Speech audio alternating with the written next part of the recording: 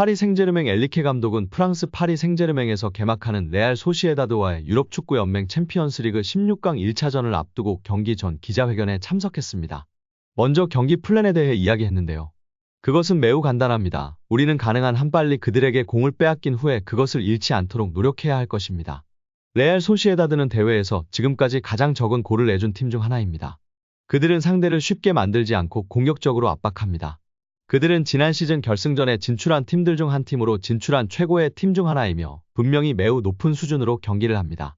우리가 가장 좋아하는 사람입니까? 약자입니까? 우리는 경기장에서 그것에 대해 대답해야 할 것입니다. 레알 소시에다드의 이마누엘 감독은 훌륭한 매니저입니다. 그는 흥미로운 철학을 가지고 있습니다.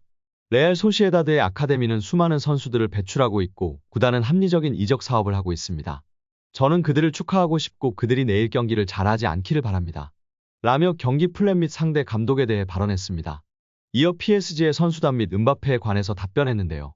저는 우리 선수들을 보호하는 것이 아니라 가능한 한 최상의 방법으로 엘리트 경쟁을 헤쳐나가도록 돕는 일이 제 일입니다.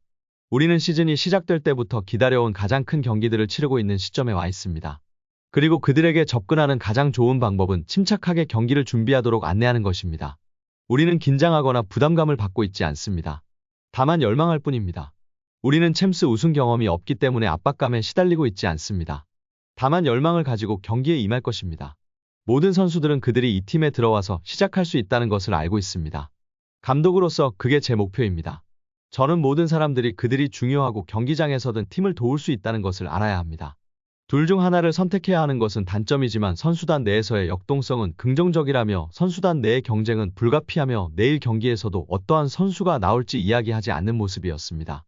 다만 지난 리그전에서 휴식을 부여한 음바페에 대해선 입을 열었는데요. 저는 어떤 팀에 킬리안 음바페라는 선수가 있을 때 그가 더 많이 뛸수록 그들에게 더 좋다는 것을 이해할 필요가 있다고 생각합니다. 4일 전에도 뛸 수 있었지만 불필요한 위험이었습니다. 그는 충분히 휴식을 취했고 이제 그는 경기에 뛸 수 있습니다. 라며 출전을 예고했습니다. 이강인 선수에 대한 질문이 나오지 않아 명확한 출전 여부는 알 수 없는데요. 일단 훈련을 조기 복귀하여 훈련을 정상적으로 소화했습니다. 그리고 기자회견장에는 미드필더 파비안 루이스가 참여했습니다. 그러나 지난번에도 기자회견에 참여한 선수가 선발로 안 나온 적이 있기 때문에 루이스가 선발이라는 보장이 없습니다.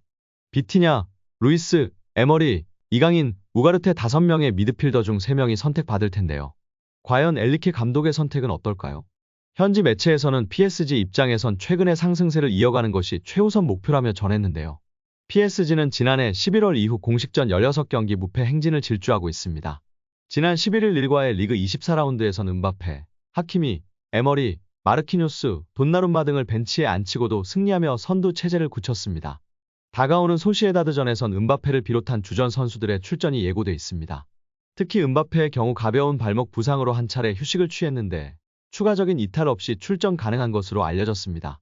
특히 이강인의 출전 여부에 대해선 매체별로 다른 전망을 내놓은 바 있습니다. 프랑스 유력지 레퀴프는 이강인이 며칠간의 휴식을 마치고 팀 훈련에 복귀할 것이다. 출전 여부는 수요일 아침에 결정될 것이라고 내다봤습니다. 같은 날 르파리지앵은 훈련에 복귀하는 이강인은 소시에다드전에 합류할 가능성이 있다라고 짚었습니다. 특히 매체는 부상을 입은 밀란 슈크리니아르, 누누 멘데스, 킴펜베를 제외하고 전력으로 나설 것이라고 덧붙였습니다. 복귀에 대해선 긍정적인 전망이 나오지만 선발 출전 여부는 불투명한데요. 이번 시즌 가장 중요한 경기 중 하나인 챔스 16강전 홈에서의 1차전. 이강인 선수의 선발 여부는 어떨까요? 출전한다면 또 어떤 모습을 보여줄까요? 디애슬레틱에서 단독 보도하며 아시안컵에서 훈련 세션에 문제가 있었다는 폭로에 이어 이번엔 축협 관계자인 감독선임위원회 추가 폭로에 난리난 상황입니다. 받아들여지는 의견이 하나도 없어요. 그런데 거길 가야 하나요? 최근 대한축구협회 국가대표전력강화위원회 한 위원에게 회의에 참석하느냐고 묻자 오히려 이렇게 반문했습니다. 협회는 이번 주 내로 전력강화위원회를 열어 2023 아시아축구연맹 아시안컵 결과를 평가할 계획이었습니다. 더 문제는 위르겐 클린스만 대표팀 감독. 그는 지난 10일 자택이 있는 미국으로 출국해버렸습니다. 지난 8일 밤 입국한 지 이틀 만입니다. 클린스만이 평가회의에 참석할지는 심지어 아직 알 수 없는 상태라고 합니다. 감독 없이 아시안컵 성과 평가를 하는 자리가 될 수 있는 상황. 그러자 일부 위원이 그런 회의를 왜 여느냐, 가야 하냐고 반발하는 지경에 이른 것입니다. 전력강화위원회는 2017년 12월 만들어진 국가대표 감독선임위원회 후신입니다. A 대표팀을 비롯한 연령별 대표팀 사령탑을 물색하고 팀 운영에 대한 의견을 냅니다. 지금은 박태하 포항 스틸러스 감독, 최윤겸 청주 FC 감독 등 6명이 위원입니다. 그러나 지난해 1월 마이클 밀러 위원장이 새로 취임한 뒤 기구는 사실상 유명무실해졌습니다. 협회 관계자는 위원들은 사실상 밀러 위원장이 협회 고위층과만 소통하고 위원들은 허수아비처럼 여겨서 잔뜩 뿔이 나 있다고 했습니다. 수장이 바뀐 위원회는 첫 임무인 감독 선임부터 삐걱댔습니다.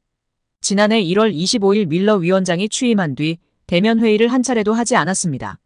상견례를 제외한 화상회의가 2차례 있었다. 대면 회의보다 발언권도 적었습니다. 게다가 진척 사항을 알 수도 없었습니다. 밀러 위원장이 보안을 이유로 어떤 감독과 접촉하고 있는지 공개하지 않았기 때문입니다. 한 위원은 전임이었던 파울루 벤투 감독을 선임할 때는 모든 후보 포트폴리오를 펼쳐놓고 위원들끼리 갑론을 박했다. 누군지는 알아야 의견을 내든 말든 할 것 아니냐고 따졌지만 밀러 위원장은 끝내 후보군조차 밝히지 않았던 것으로 알려졌습니다. 이것은 완전히 기가 차는 내용입니다. 완전히 이미 내정자를 해놓고 폼새만 내던 것으로 보입니다. 김판곤 위원장이 이끌었던 2018년 위원회는 리그 우승 경험, 월드컵 예선 통과 경험 등 명확한 기준을 세우고 위원들과 수시로 의견을 공유한 끝에 파울루 벤투 감독을 낙점했었습니다. 벤투 감독은 2022년 카타르에서 역대 두 번째 원정 월드컵 16강 진출이라는 성과를 거뒀습니다. 지난해 2월 27일 밀러 위원장은 위원회 소집이 오후 4시에 있을 것이라고 당일 공지했습니다. 그리고 그 자리에서 클린스만 감독을 선임했다고 통보했습니다. 위원들은 몇 차례 의견 개진이 거부당했던 탓에 별다른 목소리를 내지 않았다고 합니다. 한 축구계 관계자는 밀러 위원장은 권한이 없고 위에서 정한 감독을 그대로 통보했을 뿐이라는 이야기가 위원들 사이에서 나왔다고 말했습니다. 소집으로부터 30분도 지나지 않아 클린스만이 대표팀 지휘봉을 잡는다는 보도 자료가 기자단에 배포됐습니다. 감독 선임 뒤에도 전력강화위원회는 제대로 기능하지 않았습니다. 위원회는 정기적으로 모여 대표팀 운영에 대한 논의를 하는데요. 실제로 벤투 감독은 2019년 전력강화위원회와 회의를 거쳐 당시 18세였던 이강인을 A 대표팀에 소집하기로 결정했습니다. 그러나 클린스만이 지휘봉을 잡고 난 뒤에는 회의가 한 번도 열리지 않았습니다. 지난해 가을 시간과 장소까지 정했으나 며칠 전 클린스만 일정 때문에 취소되기도 했습니다.